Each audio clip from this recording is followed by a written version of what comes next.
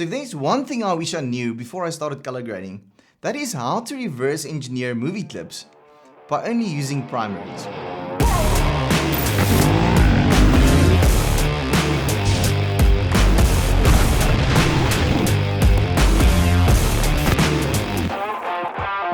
Hey everybody, Gideon Bosman here and welcome to today's Wednesday checkout.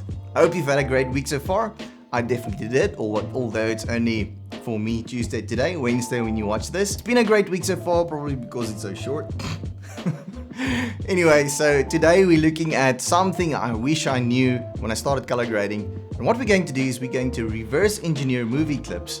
And what I mean with reverse engineering is we're taking a final grade and try to bring it back to the original grade before they started color grading it. It's scarily easy. So enough said, let's jump into DaVinci Resolve and let me show you how to practice primaries. So what I did is I went onto YouTube, searched for a video, and it's called Amazing Shots by Christopher Nolan. And I downloaded the YouTube video, figured it out. I'm gonna simply drag this into my timeline. Actually, we need to go to the edit tab. Okay, drag into your timeline, and then I'm gonna show you something very simple to do. Click on that video, go to your settings, say timeline, and then we need to say, let me find it, detect scene cuts. Here we go, detect scene cuts. And what you'll see is this whole video was split into the individual clips for us. And if we go to our color tab, what this will do for us is state that this was one of the clips, this was one of the clips, and that was one of the clips. So it gives us the opportunity to specifically go and edit each individual clip. So the whole idea behind this is we want to select a clip. Let's say, for instance, this one. I'm going to see that there's a lot of blues in this, and I'll show you how to do this now, but let's just remove that blue. And we want to get to a point where we get as close as possible to what our eye can see. So basically before they applied the color grade to this. So a simple before and after. Now this is only a quick illustration, and what you're going to need to do this is you need to open your scopes, your parades. So click on this button here, go to parades. And what you want to do also is click here, go to your qualifier, and this is going to allow you to go to a certain section, and in your scopes, you'll see it circles the area that you are pointing your qualifier at. So what you need to understand about the scopes is this is your lift, this is your gamma, so the middle section, your midtones, and then this is your gain, basically your highlights. So these do overlap each other. The offset adjusts everything, so everything darker, everything lighter. So just to illustrate what the gain does, works with the top section. And there we go, it only moves the top section, the gamma moves the middle section, and then your lift moves the bottom section. So you'll see it kind of moves everything. But just remember, it does somewhat overlap, but it says basically which area do we focus on. So that's how you use the lift, the gamma, the gain, and the offset.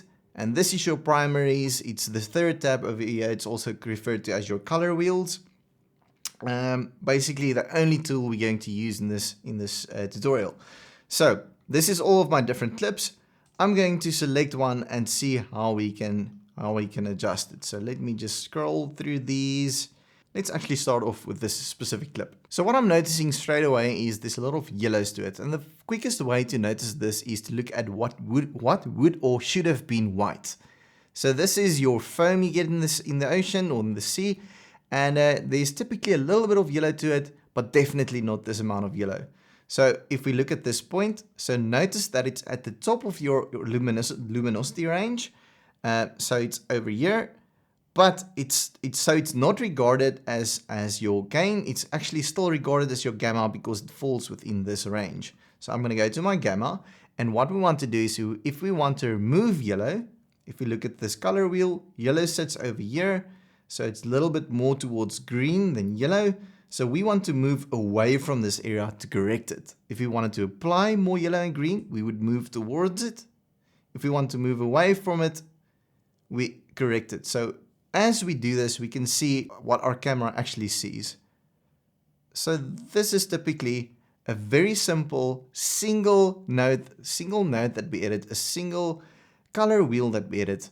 And if we look at the before and after, you can see how extremely easy it is to apply a look to it. I'm not going to focus on the color range for now. I'm not going to work with reducing the lift, increasing the gains. I'm not going to focus on that right now. I just want to show you how to apply a look to something. So simple before and after. Okay, let's choose another one. This is a very good one. So there's a very extreme look applied to this. This is straight from the film. So this is already color graded. What we want to do is bring it back to normal. If we look at this, it doesn't seem odd, but I'm going to edit this. And by the end of it, if we do a before and after, you'll see how pushed this look actually is. So what do we see? We see this kind of teal look. It's kind of all over. So I'm going to work with the gamma again. So teal and green, it sits around about here. So I'm going to move it up. Okay, that's closer to normal. The next thing I see now is there's a lot of magenta. I want to remove the magenta. I'm going to go to my gain for this. And I'm going to move away from the magenta area, so a little bit towards the green. And that is very close to what we would have seen. So this is what we would have seen if we shot it in our camera. So let's do a before and after. And the moment I put this correction node off, you'll see how extremely pushed this look actually was. I mean, if you would have shot this and color graded and you ended up with this, you would probably feel that this is pushed a little bit too much. But this just illustrates the amount of color grading they can actually do to a look and still sell it in the movies. So this wouldn't look odd in the movies because you're probably watching the whole movie in this type of color grade. What's amazing about this color grades, this look, is it creates a sense of emotion in the movies. Let's do one more. What I want you to see here is it doesn't look odd. We can see there's a little bit of yellows, but it's completely sold. It doesn't look weird. Nothing stands out. It's kind of, we'd get to a point where we totally believe this look. But let's try and get to a point where we see what we would have seen straight out of camera. So there's a lot of yellows, and let's go to our gamma again and go away from the yellows and see what we get. So we're introducing a little bit too much blue there. So now we can see there's still a lot of yellows, and if you look at your scopes, we can see that is in your gain area. So let's go to the gain as well, move away from the yellows.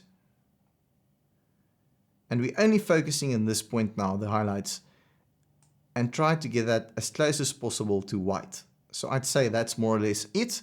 But now we can notice that I'm noticing a little bit too much blue in this area over here, and that's closer to our lift, which is the bottom spectrum of this scale over here. So I'm going to go to my lift and move away from the blue. Okay, it's a back and forth exercise. So since we added a lot of yellow there, we're going to go to our gain again and try and remove even more yellow. Gain again. Okay, simple, quick adjustment we've made. So lift, gamma, and gain, all three of them. Let's have a look at the before and after now. And I mean, that is a massive, massive difference. What we can learn from this is they really push the looks in the movie films. Okay, next one. So this is a different color. It's not teal, it's not blue. This seems to have a lot of yellow in it, but to an extent, it's got this orange and teal look, which is a very, very famous movies style. But let's try and correct this. So I'm going to start off by reducing some of the yellows in my gamma. So we want to move both away from yellow and in this case away from teal. So I'm going to move up a bit. Simple single adjustment. This looks much closer to normal, what we'd see in the sky as well. Let's do it before and after. I mean, massive difference. So I'm going to show you how to reapply this.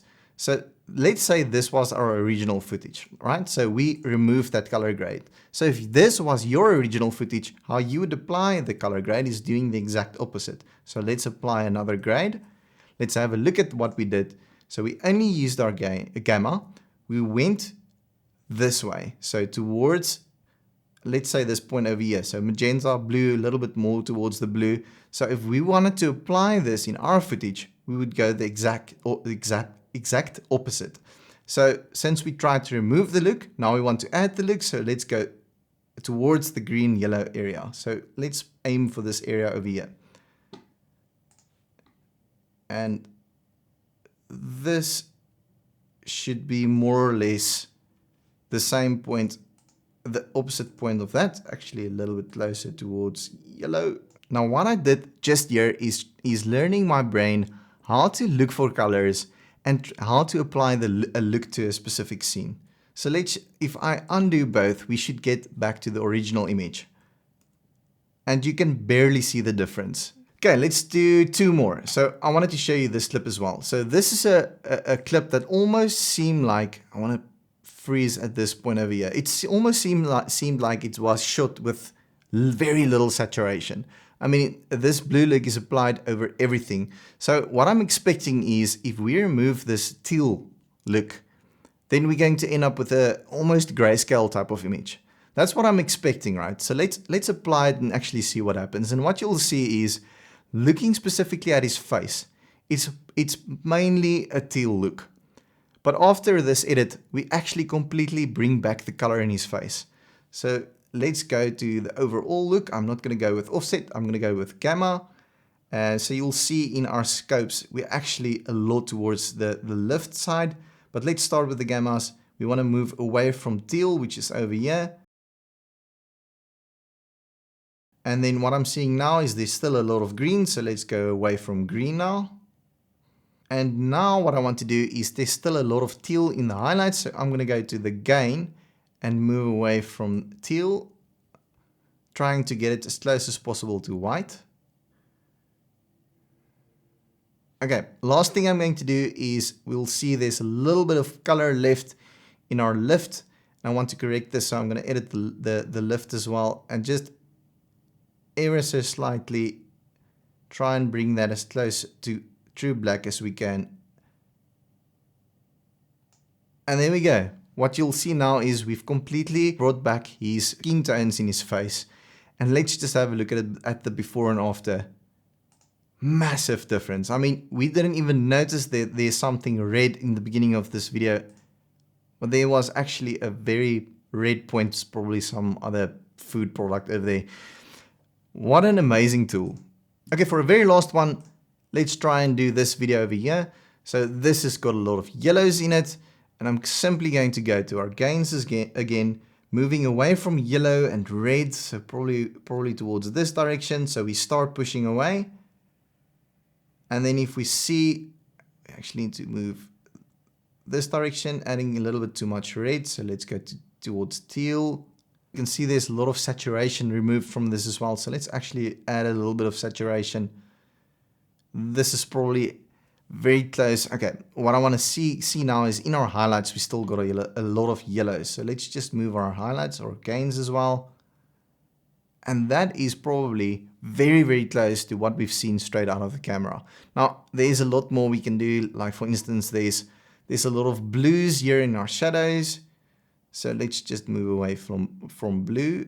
That's a little bit too much green. There we go. So let's do a quick before and after.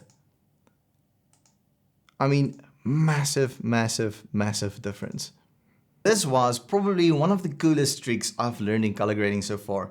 It's one of the best ways to actually take what the professionals did and actually learn from it, to see what did they do and how can I learn how to adapt my footage to look like it. And it's so incredibly simple to do. Okay guys, I hope you learned a lot from this video. It's surely one of the funnest things to do, to actually see that the movies we watch is kind of, I don't want to say average footage, but it's not so unachievable for us.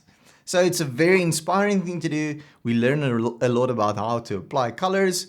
Go try it out. I promise you, it's definitely going to help you to become a great or better colorist. Okay guys, that's all for me for today. Thanks for watching and we will see you next Wednesday. Okay, bye.